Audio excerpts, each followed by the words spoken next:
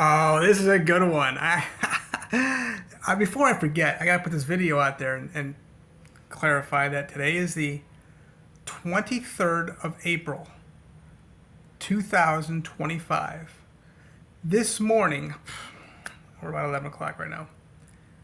Around 10 o'clock, President Donald Trump, I don't know where he was, probably around walking into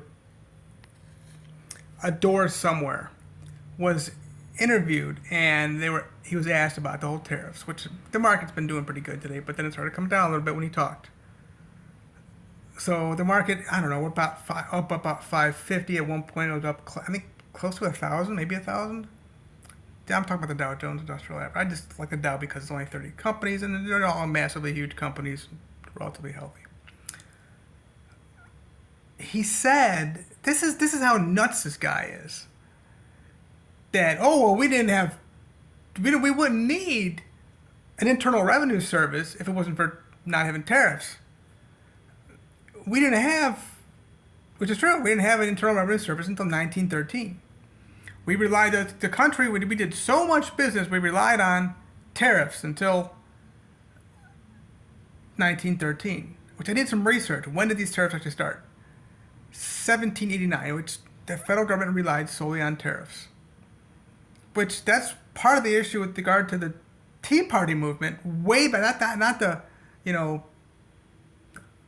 I don't know who it was, Ron Paul and even Barack Hussein Obama got involved with a whole more of a Republican libertarianish kind of issue because of the bank bailouts, and it costing more money for the taxpayers here.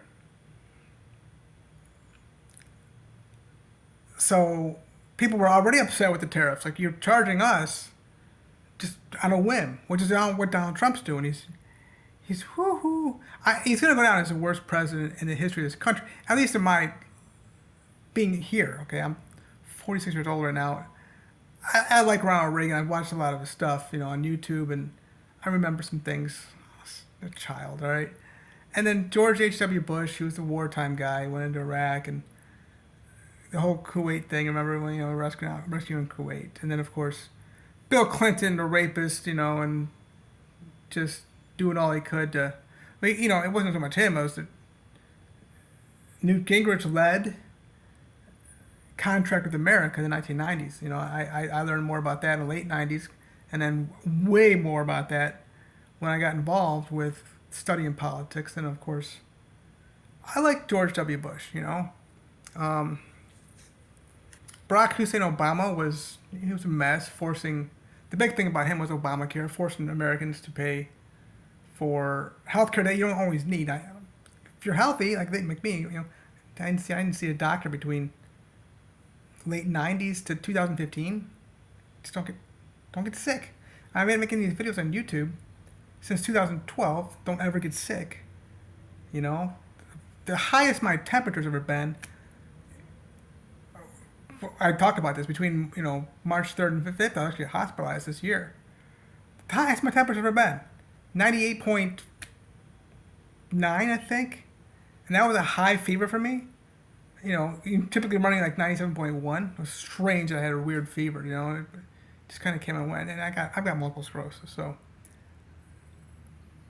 it can affect my brain more, and all that. So I was diagnosed in '97. It's a very tame and minor, weak disease. Really, it is. I mean, I have it. I was diagnosed first with primary progressive MS. So, you go into Donald Trump, then Biden, and then now back to Donald Trump. So, I voted for Donald Trump in 2016. I like a lot of what he's the whole issue now of making student loans, like Biden was trying to say, oh, don't worry about paying your student loan back, blah, blah, up to 10, whatever. So there's different stipulations that he made and all that stuff, and stop the issue coming after people with regard to, I remember this press secretary saying, we want to ease, people, not make it so tight for people. you shouldn't have taken out that student loan in the first place, or just gone to college. It's expensive.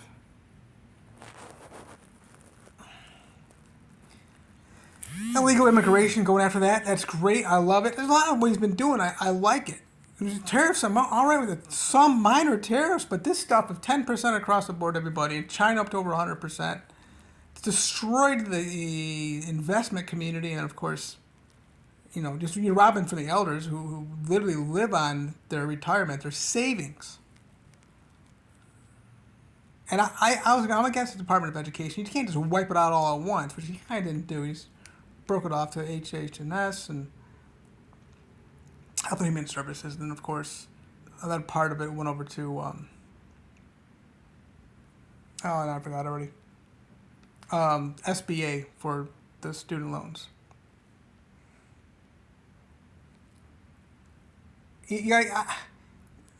I would say give it 12 years and get rid of the Department of Education.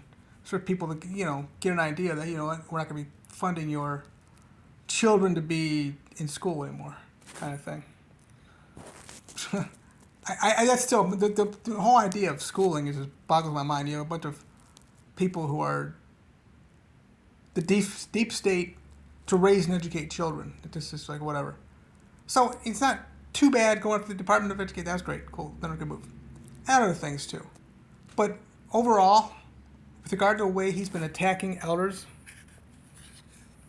what they're living on in this country,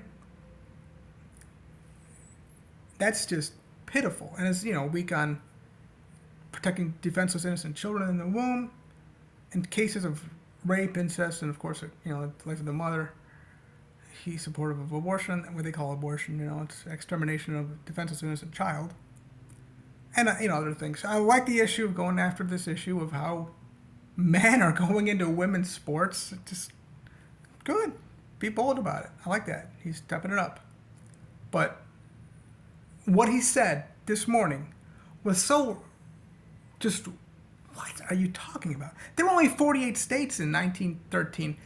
Puerto Rico wasn't a part of our country. I don't know about Guam. I don't know about the Samoa. Micronesia's a cool country or state. No, territory. You ever heard of Micronesia? It's part of the USA. It's really neat. And there's other parts. This Panama Canal was part of the USA at some point. And even the Philippines was a part of the USA. 1940s, 50s-ish. I don't know, somewhere there. The country was so much different back then. Not just the country, but the way trade operated throughout the world. You didn't have what we have now, this globalization. It's just off in some other world. This is the biggest racial part of Donald Trump. How he's such a racist, okay? People should expose this. They call him a racist anyway. Call him out for this now. What was the biggest tariff on back in his before 1913, 1800 and early 1800s and late 1700s? The sale of people. They call it human trafficking now. The sale of people for slavery. And it was nearly 100% of people coming off from Portugal, coming off from Austria and UK. Of course, all the places today, legal for drugs, which is interesting. All the places where drugs are legal. Those are the countries where they were selling people to the USA, and it went into Jamaica and Puerto Rico, different things like that. So, but it was primarily South Carolina, Massachusetts, people coming in on ships. And there were tariffs on these people. That was the bigger than gold, silver, biggest market in the world, which wasn't, world wasn't as big as what it is now. And they kept track of these tariffs. So that's what he wants to go back to. I mean, that's where your tariffs were. That's where you made your money. On the sale of people. Slaves. That's what he wants. Up to 1913. He wants to go and then get rid of okay, what's your solution, Jason? Replace. Not get the money first through my national retail sales tax and then abolish the national income tax, federal income tax, all that is associated with the IRS. No, I say completely wipe it out and replace it at the very moment you start the fair tax, which is a national retail sales tax. So that's my solution, but I have to rip into this kid. It's just where does it? I mean, who's he listen? Who's in his ear? Why is he lying to people in his ear? He wants to go back to slavery, essentially, the sale of people.